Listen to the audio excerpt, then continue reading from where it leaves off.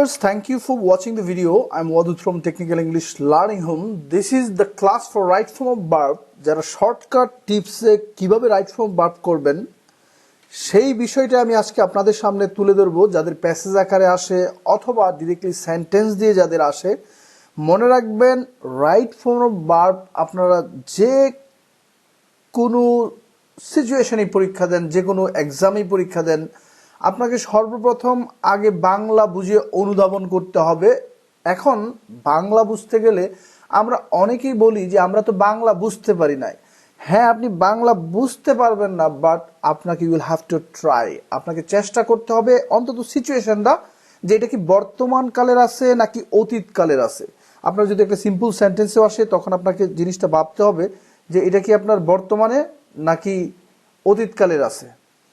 তো এইখানে দেখেন আমি আপনাকে যে বিষয়টা প্রথমে তুলে ধরবো যে যদি বর্তমানে থাকে তাহলে প্রেজেন্ট ফর্ম, এমিজার আইএনজি, এরপর হ্যাভেস পিপি, এই তিনটা জিনিসের উপর বিশেষ করে আপনাকে নজর রাখতে হবে। আর যদি অতীতকাল থাকে তাহলে সবচেয়ে বেশি যে সুবিধাটা হবে, আপনি most of the things you will have to answer in past form. That means সবচেয়ে বেশি হবে পাস্ট ফর্ম। তো পাস্ট ফর্ম, অজর আইএনজি, হেড পিপি, এগুলোর উপর আপনাকে লক্ষ্য রাখতে হবে। তো আমরা প্রথম একটা কথা বুঝেই আমরা একটা লাইন পরেই বুঝে যাব যে এটা কি বর্তমান বলছে নাকি অতীতকাল বলছে। যখন সে বর্তমান বলবে তখন প্রেজেন্ট ফর্ম, যখন অতীতকাল বলবে তখন পাস্ট ফর্ম। এই বিষয় নিয়ে আপনারা সতর্ক থাকবেন। তো দেখেন আমরা প্রথমে বাংলাটা অনুধাবন করার চেষ্টা করি। দ্য লিবারেশন ওয়ার এর অর্থ হচ্ছে স্বাধীনতা যুদ্ধ। মনে রাখবেন আমার প্রত্যেকটা ভিডিও আপনি গ্রামার পড়েন আর ইংলিশ স্পোকেনের জন্য পড়েন, কিন্তু ওয়ার্ড মিনিং আপনার জানা জরুরি।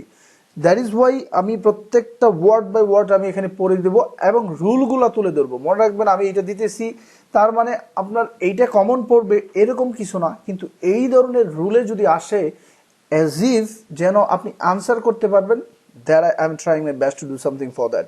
সো মনে রাখবেন মুখস্থ না, রুলগুলো বোঝার চেষ্টা করেন। তাহলে আমরা শুরু করি। দ্য লিবারেশন ওয়ার অর্থ হচ্ছে মুক্তিযুদ্ধ অফ বাংলাদেশ, বাংলাদেশের।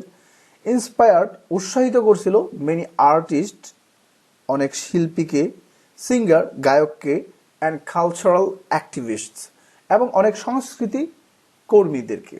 তাহলে আমাদের স্বাধীনতা যুদ্ধ কি করছিল? উৎসাহিত করছিল। যেহেতু এইটা পাসফর্ম দেওয়া, তার মানে আপনি নিঃসন্দেহে বুঝে গেলেন ভার্বের পাসফর্ম দেখে, যেহেতু তারা পাসফর্ম দিয়ে দিছে কথাটা অবশ্যই পাসফর্মের হবে। তাহলে আমার মাথার মধ্যে পাসফর্ম কাজ করাতে হবে।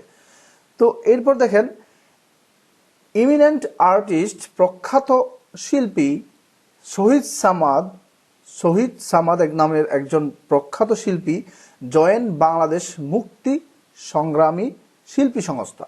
তাহলে দেখেন জয়েন, এখন আপনি বুঝেন যদি এটা অতীতকালে লিবারেশন ওয়ারের কথা বলতেছে তাহলে কি জয়েন হবে নাকি জয়েন্ট হবে, এটা আপনার মনেই ভালো কাজ করবে। সুতরাং এটা অবশ্যই জয়েন্ট হবে। তাহলে আমরা যেহেতু অতীতকালে আছে আমরা জয়েনের পরিবর্তে দিলাম জয়েন্ট। এর অর্থ হচ্ছে যোগদান করেছিল বাংলাদেশ মুক্তি সংগ্রামী শিল্পী সংস্থায় during the liberation war. During অর্থ হচ্ছে সময়ে, কোন সময়ে? দ্য লিবারেশন ওয়ার, মুক্তিযুদ্ধের সময়, স্বাধীনতা যুদ্ধের সময়। এরপর দেখেন সি অ্যালং উইথ আদার্স, তাহলে শহীদ সামাদ, সি না এখানে হি হবে। তাহলে আমরা হি অ্যালং উইথ, এই জায়গায় লক্ষ্য করেন he along with others, he along with others. এখন দেখেন সে অন্যান্য শিল্পীদের সাথে ইন্সপায়ার মিলিয়নস অফ পিপল। তাহলে ইন্সপায়ার মিলিয়নস অর্থ লক্ষ লক্ষ লোকদের ইন্সপায়ার উৎসাহিত করা নাকি উৎসাহিত করেছিল। যেহেতু অতীতকালের করেছিল, মনে রাখবেন ছিলাম যদি থাকে অতীতকালে তাহলে এটা পাসফর্ম হয়ে যাবে। আর আমরা যেহেতু এই কথাগুলো এখনের না অতীতকালের, সুতরাং আপনাকে পাসফর্ম দিবেন। এরপর মিলিয়নস উইথ হার ভয়েস, তার এই কণ্ঠ দিয়ে অনেককে উৎসাহিত করছিল, লক্ষ লক্ষ উৎসাহিত করছিল।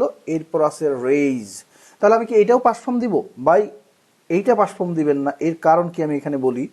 দেখেন আমার বাক্যটা শুরু হয়েছে he along with other inspired millions her voice. এখানে কিন্তু বাক্য শেষ হয় নাই।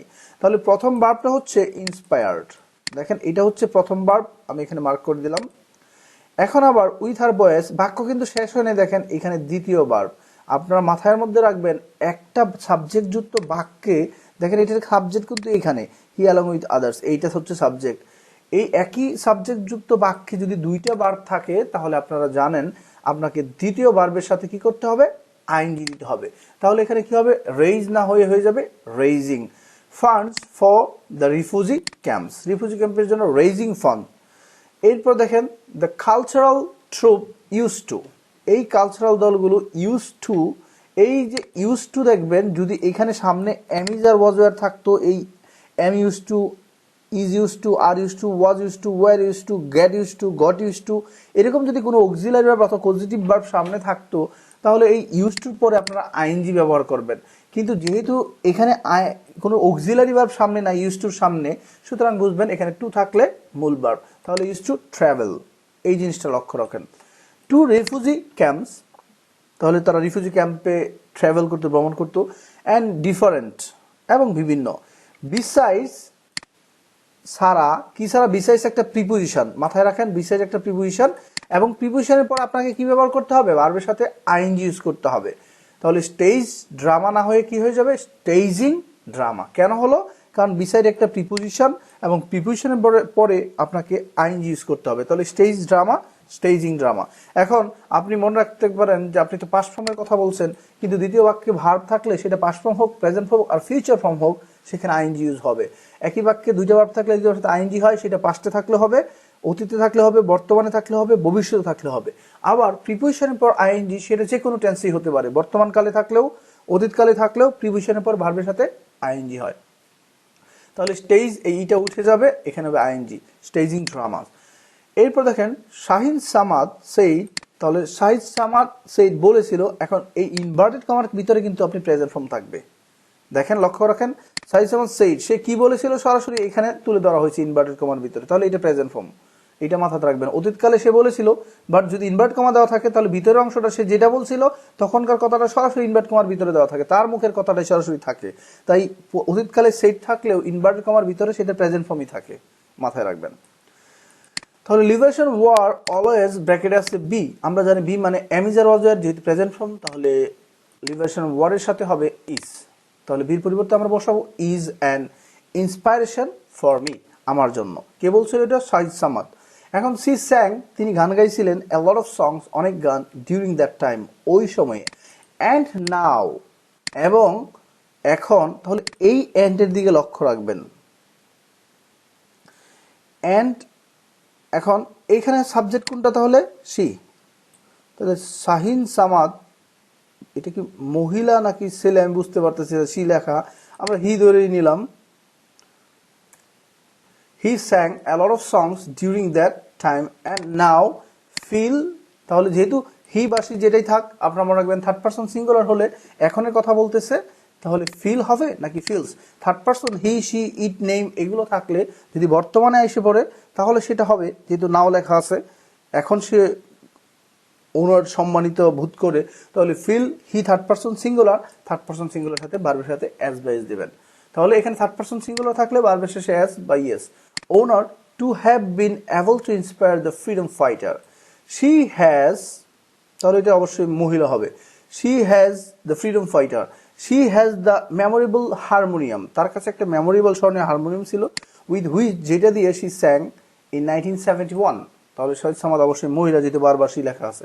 Now she, এখন তিনি, যেহেতু এখন আছে তাহলে উইশেস, দেখেন হি বা সি যেটাই থাক থার্ড পারসন সিঙ্গুলার হলে আপনাকে ভার্বের শেষে এস বেস দিতে হবে, যেহেতু এস আছে আপনাকে ইএস দিতে হবে। আমি আপনাকে কেন ইএস হয় কেন এস হয় এটার একটা আমি বিস্তারিত ভিডিও দিব, এবং ভিডিও আছে, আমি এখানেই দেখিয়ে দিব আপনাকে। To hand it over to the liberation war museum, তাহলে এখন সেই যে তার যেই এই হারমোনিয়ামটা ছিল সেইটা মিউজিয়ামে রাখতে চায়। দিস এমিনেন্ট আর্টিস্ট, এই ইমিনেন্ট প্রখ্যাত মহিলা শিল্পী, ওয়ান্স লাইভ পারফরমেন্স, সে লাইভ পারফরমেন্স করতে চায়, অফ দ্য মুভিং সং, ওই মর্মস্পর্শী যে গানগুলো আছিল on TV channel, say TV চ্যানেলে এগুলো পারফর্ম করতে চায়। অ্যাটলিস্ট ওয়ান সং, কমপক্ষে একটা গান, in a week, and thus, এবং এইভাবে সে কভার করবে। তাহলে সে, এখানে সি দেওয়া নাই, কিন্তু এই এন্ডের সাবজেক্ট কোনটা দেখেন, দিস ইমিনেন্ট আর্টিস্ট, তাহলে থার্ড পারসন সিঙ্গুলার। এই এন্ডের আগে যেহেতু ভার্বে আছে, মনে রাখবেন এন্ড নিয়ে আমি আপনাদেরকে একটা চূড়ামি শিখাই দেই।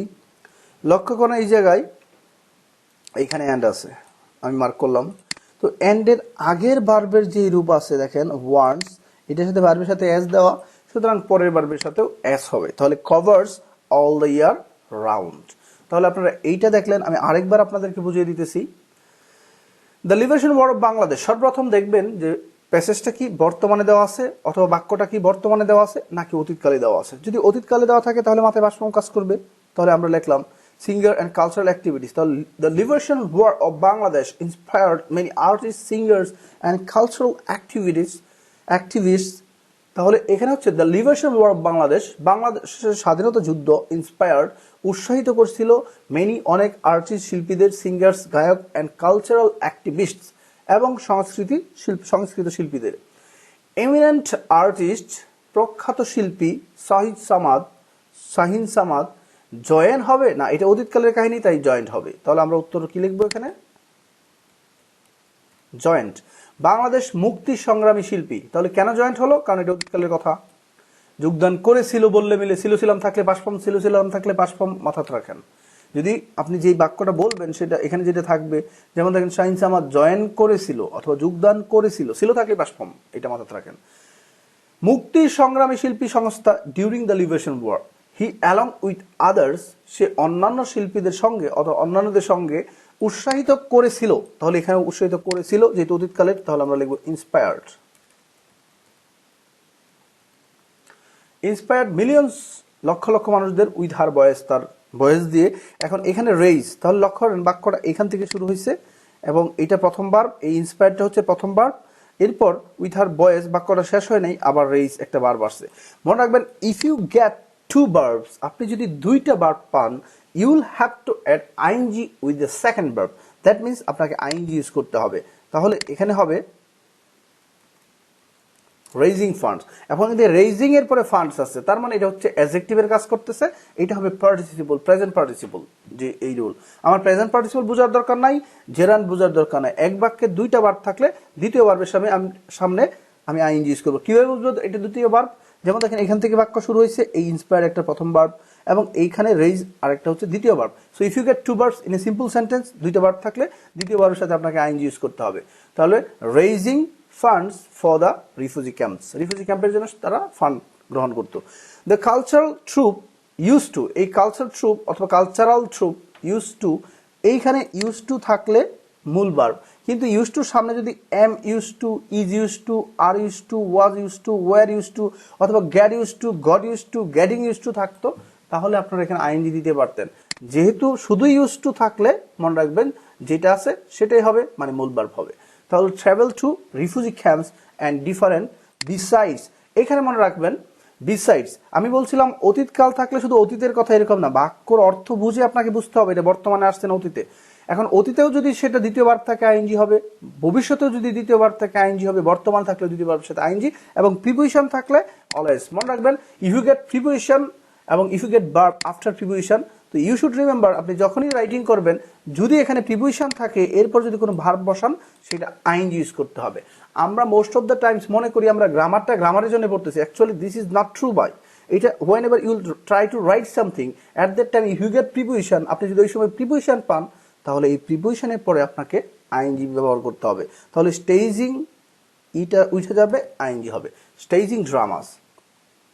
Shahin Samad said liberation war always, liberation war সবসময়, ব্র্যাকেট আছে বি, তাহলে লিবারেশন ওয়ার অলওয়েজ স্বাধীনতা যুদ্ধ। দেখেন সেইড এখানে অতীতকাল আছে, বাট ইনভার্ট অতীতকালে যদি ইনভার্ট কমার ভিতরে অংশ থাকে অলওয়েজ তাহলে বুঝবেন এটা প্রেজেন্ট ফর্ম। তাহলে ইনভার্ট কমার ভিতরে কি হয়, যদি অতীতকালে হয় ইনভার্ট কমার ভিতরে তার মুখের কথাটা সরাসরি, তো তখনকার কথা বলতেছে, তখন সে সরাসরি বলছিল, তাহলে তখন এটা প্রেজেন্ট ফর্ম ছিল, তাহলে আমাকে লিখতে হবে এখানে অ্যাম ইজ আর, তাহলে নিলাম is. An inspiration for me, সে বলতেছে যে এই স্বাধীনতা যুদ্ধটা হচ্ছে আমার জন্য একটা উৎসাহ। হি স্যাং এ লট অফ সংস, তিনি অনেক গান গাইছেন, ডিউরিং দ্যাট টাইম, ওই সময়ে, অ্যান্ড নাও, এবং তিনি এখন যেহেতু আছে অ্যান্ড নাও, এখন তিনি কি করেন, গর্বিত অনুভব করেন। তাহলে এখানে সাবজেক্ট, এন্ড এর পরে সাবজেক্ট আগেরটাই কাজ করবে, আগের সাবজেক্ট আছে হি বা শি, আমরা এখানে যদি সে মহিলা হয় শি থাকলো, তাহলে আমরা থার্ড পারসন সিঙ্গুলার হলে ভার্বের শেষে অ্যাস বা ইয়েস, তাহলে অ্যাস হবে না ইয়েস হবে, আমি এটা নিচে আপনাদেরকে দেখিয়ে দিব। তাহলে feels honour to have been able to inspire the freedom fighter, সে এখন ওই সময় যে সাহায্য করছিল এটার জন্য সে গর্বিত অনুভব করে। She has the memorable harmonium, তার যেই হারমোনিয়ামটা ছিল, উইথ হুইচ শি স্যাং ইন 1971, যেটা দিয়ে সে গান গাইছিল 1971 সালে। নাও শি উইশ, তাহলে শি থার্ড পারসন সিঙ্গুলার এখন আছে, সুতরাং থার্ড পারসন সিঙ্গুলার হলে আপনাকে ভার্ব শেষে এস বাই এস। আমি নিচে আপনাদেরকে দেখাবো কেন এস বাই এস হয়। To hand it over to liberation war museum, এখন সেটা মিউজিয়ামে রাখতে চায়। দিস ইমিনেন্ট আর্টিস্ট ওয়ান্টস, এই প্রখ্যাত শিল্পী ওয়ান্টস চায় live performance of those moving song, ওই গানগুলার মর্মস্পর্শী দুঃখের গানগুলার on TV channel. At least one song in a way, কমপক্ষে যেন এক সপ্তাহে একটা টিভি টেলিকাস্ট করা হয়। অ্যান্ড দাস কভার, তাহলে অ্যান্ড দাস, তাহলে এটা বর্তমানে আলাপ চলতেছে এবং এটা কভার্স করে, তাহলে ওই যে আপনার মুভিং সংগুলো এগুলা কভার্স করে। তাহলে থার্ড পারসন সিঙ্গুলার হলে ভার্বের শেষে এস বাই এস, তো আমার এখানেও দিতে হবে কভার্স। তাহলে আমি দিলাম covers all the year round, যাতে এগুলো সারা বছর কভার করে, মানে প্রচার করতে থাকে। তাহলে আমরা বলছিলাম এস কেন হয়, ইএস কেন হয়, মনে রাখবেন এস সমান সমান কি থাকলে এস নেবেন, কি থাকলে ইএস নেবেন। তাহলে দেখেন ইএস সমান সমান আমি লিখলাম সি এইচ এস এইচ, এগুলো কমা কমা দিয়ে মনে রাখবেন S double S O B X Z, আমি কমা দিলাম না, কিন্তু মনে রাখবেন C H S H S double S O B X Z, এগুলো থাকলে ইএস নেবেন এবং দ্য রেস্ট অফ দ্য যদি থাকে তাহলে এস নেবেন। তাহলে ইএস কেন নেবেন, যেমন দেখেন আমরা এখানে উইশ এস এইচ আছে, লক্ষ্য করেন এখানে এস এইচ, এই যে এস এইচ আছে, তাহলে এইটা শেষে আপনাকে নিচ্ছি আমরা দেখেন ইএস। এখন তাহলে কভার্স এখানে শেষে দেখেন CHSS S double S OB XZ নাই, সুতরাং আপনাকে বুঝতে হবে এখানে শুধু এস নিতে হবে। সো গাইস, যদি ভালো লাগে তাহলে লাইক শেয়ার এবং সাবস্ক্রাইব করবেন, আর এরকম প্রত্যেকটা ভিডিও দেখবেন। কিন্তু আপনি আবারও আপনাদেরকে রিকোয়েস্ট করতেছি, এগুলো মুখস্থের জন্য না, আপনি রুলগুলো বারবার বোঝার চেষ্টা করেন। আর দয়া করে আপনারা এটা ডাউনলোড করে আমার ভিডিও দেওয়ার ইন্সপিরেশনটা নষ্ট করবেন না। আপনারা অবশ্যই লাইক শেয়ার এবং সাবস্ক্রাইব করবেন, কারণ আজকে আমরা যারা ইউটিউবে কাজ করতেছি মনে রাখবেন this will be useful, benefitable for you, for others, and in future it will be useful for your children. সুতরাং আপনারা আমাদেরকে সাহায্য করবেন, সাপোর্ট করবেন, লাইক শেয়ার করবেন, এটা আপনাদের কাছে প্রত্যাশা করি। আমার এই কষ্টের বিনিময়ে যদি আপনারা করেন তাহলে অবশ্যই আপনারা ফেসবুকে এগুলো শেয়ার করবেন, কারণ এগুলো শিক্ষামূলক video. This is not the matter of entertainment যে লাখ লাখ আমরা ভিউ পাবো। তবে যারা সচেতন আছেন তারা অবশ্যই আমাদেরকে সাপোর্ট করার চেষ্টা করবেন। ওকে গাইস, ভালো থাকবেন, আল্লাহ হাফেজ। এখন রাত বাজে 1:27, তবু আমি আপনাদের জন্য কাজ করতেছি, সুতরাং আপনারা আমার পাশে থাকার চেষ্টা করবেন। আল্লাহ হাফেজ, গুড নাইট, ভালো থাকবেন।